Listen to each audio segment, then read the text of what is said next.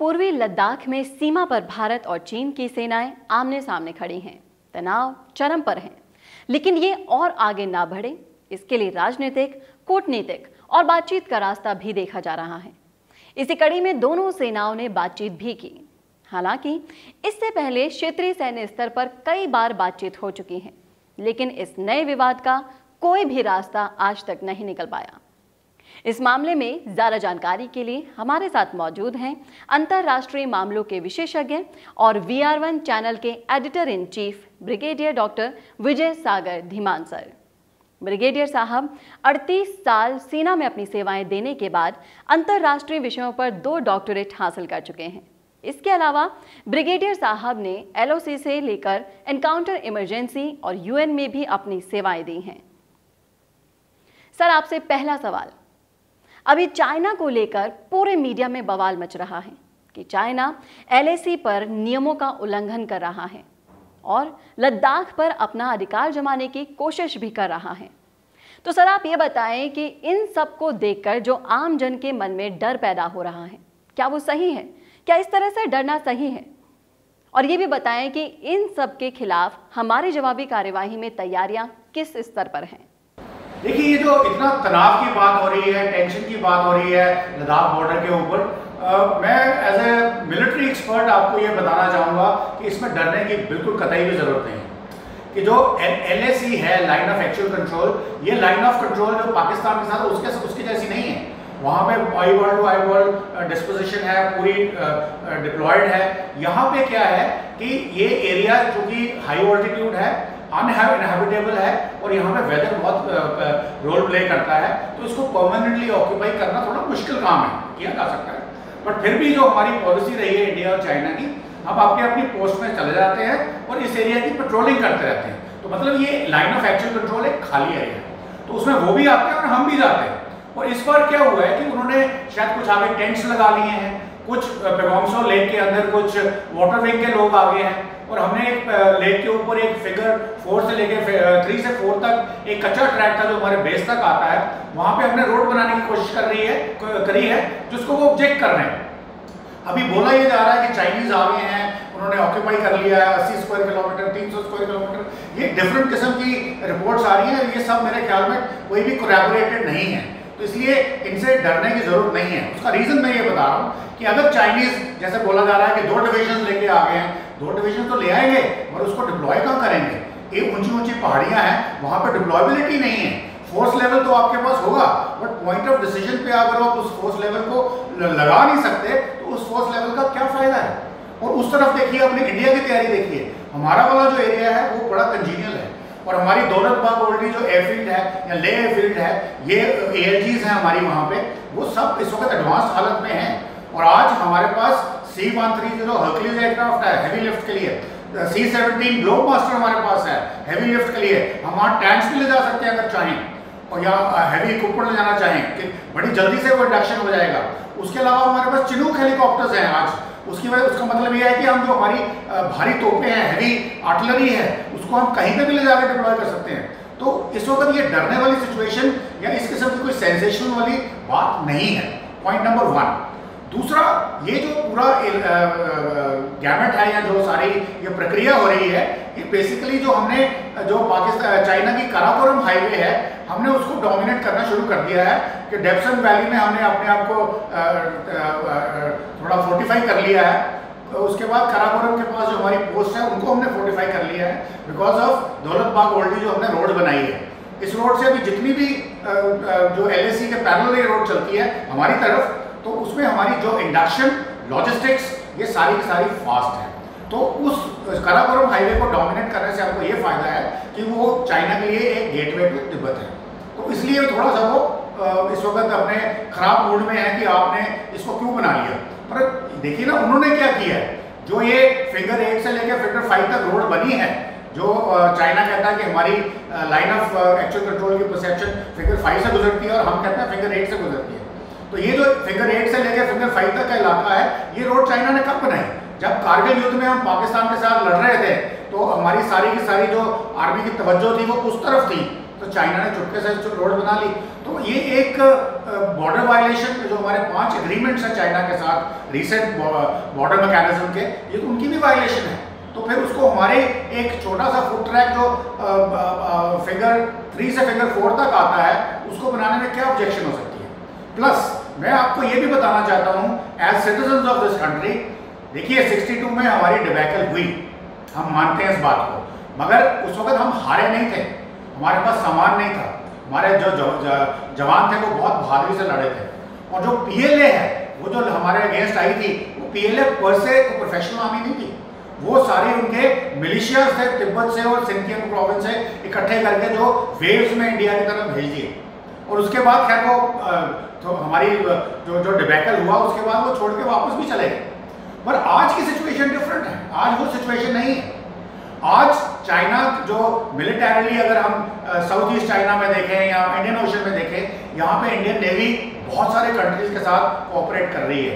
Russia, America है, Australia है, south Korea है, जापान है, तो वो डरने की जरूरत नहीं है। ये भी इसकी भी स्ट्रेटेजिक एप्लीकेशन है, वो फिर किसी और टाइम पे मैं बता सकता हूँ। सिमिलरली आज हमारी एयरफोर्स जो है, हमारी जो एयरफील्ड्स हैं वो लोअर ऑल्टीट्यूड में है, उसकी एयरफील्ड्स हाई ऑल्टीट्यूड पे है। इसका मतलब ये है कि जब उसका जहाज, अगर मान लो JF-17 भी एक अच्छा जहाज है चाइना के पास, अगर वो भी उड़ेगा वहां से तो वो फुल फ्यूल और फुल लोड के साथ नहीं उड़ सकता। उसके बाद जो आर्मामेंट्स हैं, जो वेपन्स हैं, उसे लेके उड़ना है और फ्यूल लेके उड़ना है ताकि उसकी रेंज बढ़े, वो उस पर उसको फर्क पड़ता है। जबकि हमारी जो रेंजेस हैं वो फुल फ्यूल के साथ पूरी रेंज में हमारे आइलैंड्स जाएंगे और पूरे आर्मामेंट्स के साथ जाएंगे। फिर उसके अलावा हमारी जो हैवी लिफ्ट कैपेबिलिटी मैंने जैसे बताया इंप्रूव हो चुकी है, सो आर्मी की इंडक्शन की कोई प्रॉब्लम नहीं हुई कहीं पर भी। इसके अलावा चाइना के पास भी इंटेलिजेंस एजेंसीज हैं, उनको भी मालूम है कि India is also a nuclear country, और हमारी भी जो न्यूक्लियर वेपन्स हैं वो कहीं कहीं पे सिलोज में डिप्लॉय हुए हैं। हमको तो खैर एज सिविलियंस या एज नॉर्मल सिटीजन हमको नहीं मालूम है, क्योंकि ये टॉप सीक्रेट इन्फॉर्मेशन है, but I am sure intelligence में उनको पता होगा। तो मैं आपको ये जो सब बता रहा हूँ, 2 कारण हैं इसके। पहला ये है कि आपको as citizen of the country आज नजर नीचे करने की जरूरत नहीं है। अगर चाइना ने आंख दिखाई है तो आप भी उसको पूरी तरह आंख दिखाओ, उसमें हम पूरे सक्षम हैं।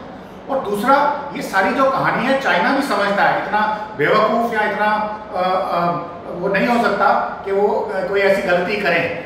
उनका जो ओवरऑल प्लान है वो इंडिया से कोई और कंसेशन निकलवानी है, जैसा कि आज वर्ल्ड लेवल के ऊपर इंफ्रास्ट्रक्चर का एक बहाना है, मगर जो वर्ल्ड लेवल के ऊपर हम आज WHO में, आज इंडिया WHO का चेयरमैन है, हम ताइवान को सपोर्ट कर रहे हैं WHO में, या हांगकांग पे अमेरिका को सपोर्ट कर रहे हैं। कोविड-19 की जो इंक्वायरी होनी है चाइना के अगेंस्ट वुहान वायरस के ऊपर, उसमें सपोर्ट कर रहे हैं। या इकोनॉमिक जो इकोनॉमिक टेररिज्म जो चाइना ने फैला रखा था, इवन इंडिया के साथ $51 बिलियन का बैलेंस ऑफ ट्रेड उनके फेवर में है। और अभी हमने भी बोला है कि अब अभी से कोई चाइनीज इन्वेस्टमेंट आएगी उसको गवर्नमेंट क्लियरेंस चाहिए होगी। तो इस किस्म की जो वर्ल्ड लेवल की जो छोटी तो नहीं बोलूँगा, बड़ी बातें जो चाइना को आज घेर रही हैं सब तरफ से, तो उन पे शायद वो चाइना चाहता है कि हम पूरा का पूरा अमेरिका का साथ ना दें चाइना के अगेंस्ट, और उससे वो कुछ कंसेशन हमसे निकलवाएगा। बट हमने तो अपनी कूटनीति या अपनी डिप्लोमेसी, या आज हमारी गवर्नमेंट जो है वो एक बहुत डिफरेंट किस्म की गवर्नमेंट है, तो हमारा अपना एक कैरेक्टर है और उसका हम पूरा का पूरा फायदा उठाएंगे और चाइना से किसी भी तरह से दबने वाले नहीं हैं। सर, जो इनके बीच में बातचीत हुई है वो किस लेवल पर हुई है, ये भी हमारे दर्शकों को बताएं। ये एक लेफ्टिनेंट जनरल लेवल पे हो रही है, कोर कमांडर लेवल पे हो रही है। और यहाँ पे मेरा जो मेरा दिल बड़ा हो जाता है ये जान के कि आज अगर वो लेफ्टिनेंट जनरल हरिंदर सिंह बहुत एक्सपीरियंस्ड जनरल हैं और बहुत अच्छा काम करेंगे, उनके ऊपर जो नॉर्दर्न आर्मी कमांडर हैं लेफ्टिनेंट जनरल YK जोशी, वो एक बहुत ही एक्सपीरियंस्ड और चाइना के जानकार, और चाइना में 3 साल डिफेंस अटैची रह चुके हैं, चाइनीज लैंग्वेज के ऊपर पकड़ है, उनको चाइना की एक नब्ज पता है। तो वो जो भी पॉलिसी या जो भी स्ट्रैटेजी बना के लेफ्टिनेंट जनरल हरिंदर सिंह को उन्होंने दी होगी वो बिल्कुल अचूक होगी। पर फिर भी जहां तक चाइना का सवाल है, उन्होंने लास्ट मोमेंट पे अपना लेफ्टिनेंट जनरल चेंज करके यू किलिंग को लाया है 2 दिन पहले स्टॉक्स के लिए।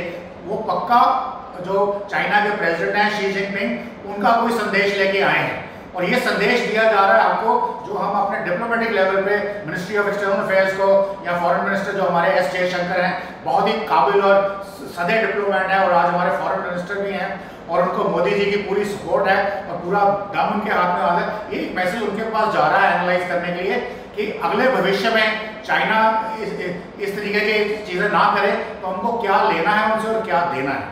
और सबसे बड़ी बात फिर भी रहती है कि हमारा और चाइना का जो बॉर्डर है वो डिमार्केट होना है। पर ये जो चाइना की स्ट्रैटेजी है कि इंडिया के साथ बॉर्डर को कभी भी हमने सॉर्ट आउट नहीं करना, बिकॉज बार बार जब भी चाइना को जरूरत पड़ेगी तो ये एक लेवरेज उनके पास है। अब इस लेवरेज को हमने कैसे काउंटर करना है, कई तरीके हैं।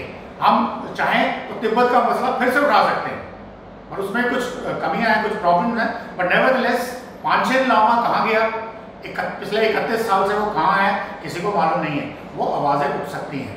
फिर ताइवान जो है वो भी हो सकता है, फिर हांगकांग भी हो सकता है।